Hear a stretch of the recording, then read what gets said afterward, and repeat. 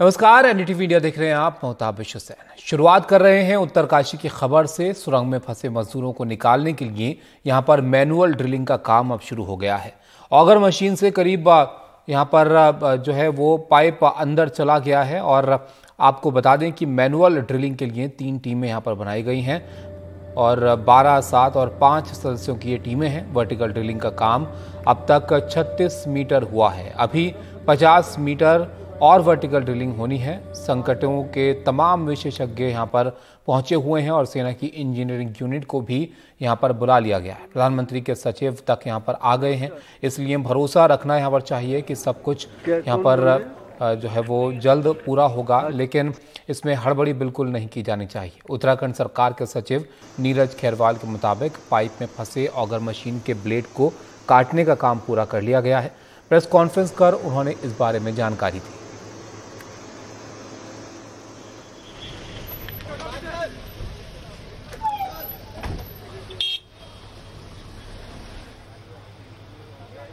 जो SJVNL कर रहा है वो हमारा अभी 36 मीटर हो चुका है। हमें और 50 मीटर के लगभग हमें करना है। आप लोगों को याद होगा कि मैंने बोला था कि टोटल 86 मीटर उसमें जाना है, तो वो काम भी हमारा अच्छा चल रहा है। देर की उसके आगे वाला जो पार्ट आएगा जहां पर 1.9 मीटर के बाद भी गडल्स वगैरह थे फंसा हुआ, वहां पर थोड़ा टाइम फिर लगेगा। हो सकता है उसके अंदर 1.5 घंटे में हो जाए, हो सकता है उसके अंदर 5 घंटे भी लग जाए, लेकिन वो सारा का सारा वो सारी सिचुएशन पे डिपेंड करता है। सो दैट्स एक समय सीमा नहीं कहा जा सकता कि एक ये स्पीड है, उस टाइप से कोई एक स्पीड निर्धारित नहीं होती इसमें। द ओनली थिंग कि हम एक अच्छे जिसको कहते हैं प्रोग्रेस किया है, और उस प्रोग्रेस में सबसे बड़ी चीज ये है कि जो हमारा मशीन का पाइप अटकने का चांसेस था वो पुश हो गया। सो दैट्स एक वेरी पॉजिटिव न्यूज। अराउंड 12 लोगों की टीम अलग अलग है, एक 7 लोगों की टीम है, एक 5 लोगों की टीम है, एक 2 उनके पास पहले थे, तो they have enough number of people वो जो रोटेशन के अंदर काम कर रहे हैं। तो एक ही आदमी काम नहीं कर रहा है, तो जिससे स्पीड इसीलिए अच्छी है। संकट इंसानों पर ही नहीं, फसलों पर भी है। देश के कई प्रदेश की तरह महाराष्ट्र में हुई बेमौसम बारिश ने किसानों की फसल को बड़ा नुकसान पहुंचाया है। कपास, ज्वार, मिर्ची, प्याज और अंगूर की फसल को ज्यादा नुकसान पहुंचा है। किसान सरकार से मदद की मांग कर रहे हैं, तो सरकार ने भी प्रशासन को खराब हुई फसल का पंचनामा करने के आदेश दिए हैं। रौनक कुकड़े की रिपोर्ट आप देखिए। ओलाबारी, तेज हवाओं के साथ हुई बारिश ने अंगूर, कपास, तुअर और मिर्ची के साथ प्याज की फसल की भी कमर तोड़ दी है। नासिक के निफाड़ तहसील के रहने वाले सतीश यादव की अंगूर की फसल भी लगभग बर्बाद हो गई है। उनका कहना है कि फसल के अभी अंकुर ही निकले थे, लेकिन ओलाबारी ने उसे नीचे गिरा दिया है। द्राक्षाचे सर्व मणी जवळपास असे झाले, ही परिस्थिती झाली, म्हणजे अजून ऊन पडल्यावर तर आणखीन जास्त दिसेल नुकसान। बारिश की वजह से अंगूर की फसलों को भारी नुकसान हुआ है। अंगूर की फसल के 1 एकड़ में 3 से 4 लाख का खर्चा होता है। ये देखो, सारे अंगूर नीचे गिर गए हैं, ये पूरी तरह से खराब हो गए हैं। इस साल के सीजन में पूरा नुकसान हुआ है। आता डायरेक्ट उन्हाळ्यात सीजन मध्ये कट करून तेवढंच। ये 4 एकड़ का खेत है। ये खेत में अभी ये तुअर पर हमारी आशा थी कि वो इनमें से हमको उत्पन्न मिलेगा, लेकिन ये पूरी तरह से खत्म हो गया। ये भी हमें आशा थी कि खेती की कमाई से हमारी आर्थिक स्थिति अच्छी होगी और हमारे बच्चों की पढ़ाई का खर्च निकल जाएगा। हमने कर्जा लेके पूरी मेहनत के साथ खेती की थी, लेकिन ओलाबारी के कारण पूरी फसल बर्बाद हो गई। अब कैसे होगा, क्या करे, कुछ समझ नहीं आता। विपक्ष सरकार से किसानों को फौरन मदद पहुंचाने की मांग कर रहा है। बेमौसम बारिश के कारण किसानों का बहुत पैमाने में नुकसान हुआ है, इसलिए मुश्किल में आने वाले किसानों का कर्जा माफ कर देना चाहिए, ये हमारी मांग है। इस बीच मुख्यमंत्री एकनाथ शिंदे ने किसानों को हुए नुकसान का फौरन आकलन करने के आदेश अफसरों को दिए हैं। मुख्यमंत्री के आदेश के बाद नासिक के प्रभारी मंत्री दादा भुसे ने भी अंगूर की खेती को हुए नुकसान का जायजा लिया। काफी नुकसान हुआ है, सरकार किसान के साथ है, हर संभव मदद दी जाएगी। पंचनामा कराने के आदेश दिए जा चुके हैं। नुकसान कितना बड़ा है, इसके आंकड़ों के लिए इंतजार मंगलवार तक करना पड़ेगा। मौसम विभाग से मिली जानकारी के मुताबिक अरब सागर में कम दबाव का क्षेत्र निर्माण होने की वजह से महाराष्ट्र समेत मध्य भारत में बारिश का पूर्वानुमान लगाया गया था। हालांकि अब इसका जोर कम होगा। नासिक से किशोर बेलसरे के साथ रौनक कुकड़े, एनडीटीवी इंडिया के लिए। आज सिखों के पहले गुरु गुरु नानक देव जी का जन्मदिन प्रकाश पर्व है और इस खास दिन पर पंजाब की भगवंत मान सरकार ने मुफ्त तीर्थ यात्रा योजना की शुरुआत की है। पंजाब के मुख्यमंत्री भगवंत मान और दिल्ली के मुख्यमंत्री अरविंद केजरीवाल ने मुख्यमंत्री भगवंत मान के विधानसभा क्षेत्र धुरी से इसकी शुरुआत की। संगरूर के धुरी से हमारे सहयोगी शरद शर्मा की रिपोर्ट आप देखिए।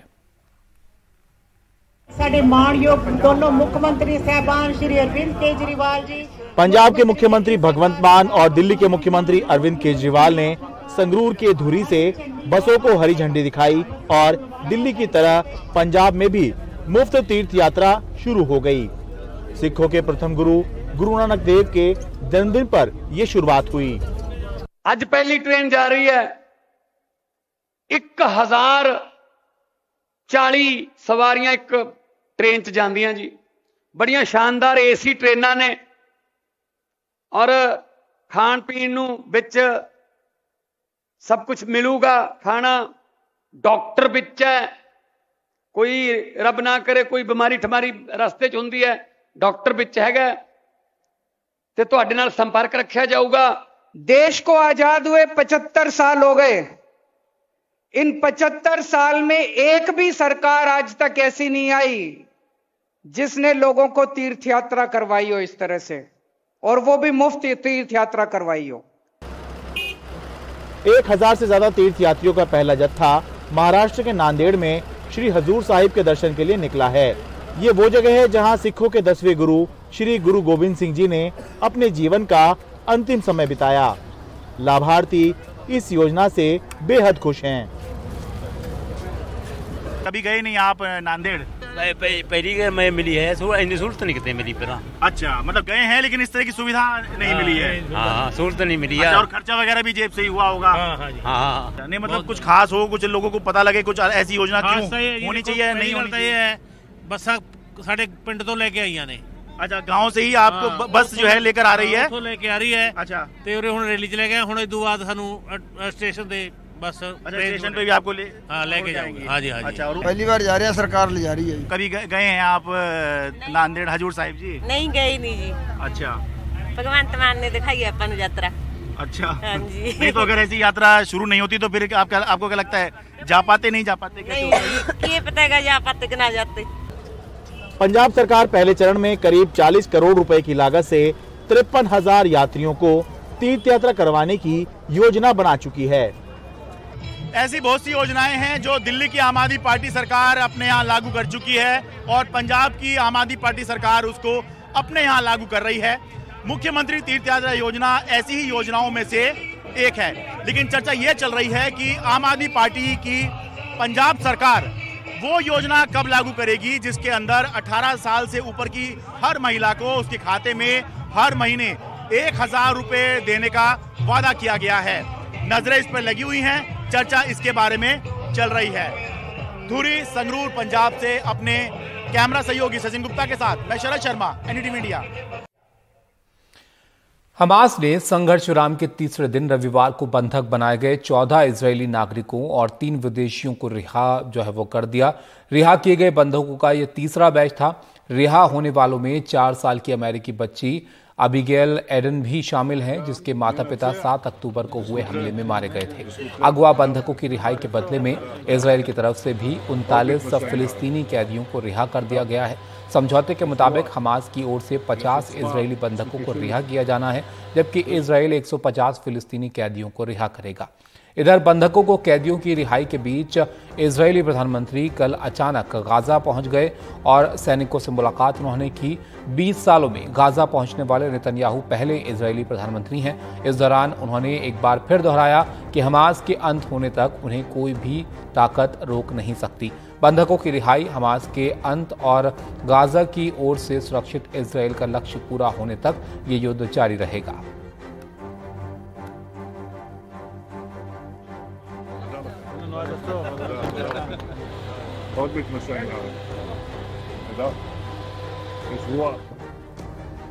यहाँ पर एक ब्रेक के लिए हम रुकेंगे। ब्रेक के बाद नए युद्धपोत इम्फाल के बारे में आपको बताएंगे। जल्द लौटते हैं।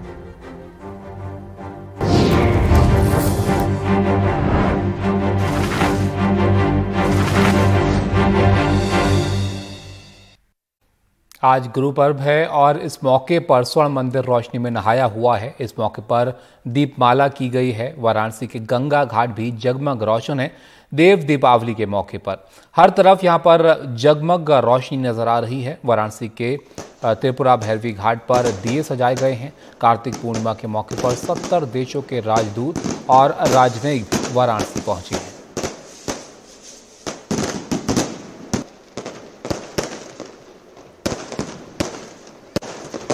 वाराणसी से ज्यादा जानकारी हमारे सहयोगी हिमांशु दे रहे हैं। आज काशी देवताओं के लिए दीपावली मना रही है। देव दीपावली के इस महापर्व पर काशी के घाट असंख्य स्वर्ण रश्मियों की आभा से दमक रहे हैं। यहाँ से वहाँ तक जहाँ भी नजर जा रही है, दीपकों की जगमग कतार दिखाई दे रही है। ये विहंगम दृश्य स्वर्ग की परिकल्पना को वास्तविकता का लिबास पहनाते दिख रहे हैं। देव दीपावली मनाए जाने के संबंध में कई मान्यताएं प्रचलित हैं। इसमें यह पहला है कि राजा दिवोदास ने अपने राज्य में देवताओं के प्रवेश पर पाबंदी लगा दी थी, लेकिन कार्तिक मास में देवताओं ने उनको मनाकर यहाँ पर फिर से आए और ये देवताओं की दीपावली शुरू की। और इसी तरह दूसरी कहानी त्रिपुर नामक राक्षस के विजय के पश्चात देवताओं ने कार्तिक पूर्णिमा के दिन ही अपने सेनापति कार्तिकेय के साथ भगवान शंकर की महाआरती की थी और नगर को दीपमालाओं से सजाकर विजय दिवस मनाया था। तभी से ये देव दीपावली का आयोजन पुराणों में और शास्त्रों में मिलता है।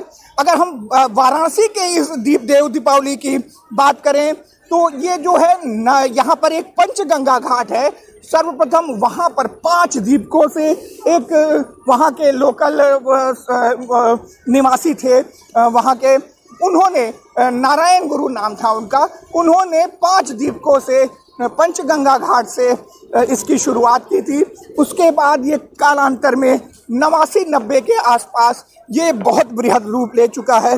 पूरा देश विदेश से करीब 10 लाख से अधिक लोग जो हैं सैलानी हैं देख इस महा उत्सव को, इस देव दीपावली की अनुपम छटा को देखने के लिए वाराणसी आए हैं।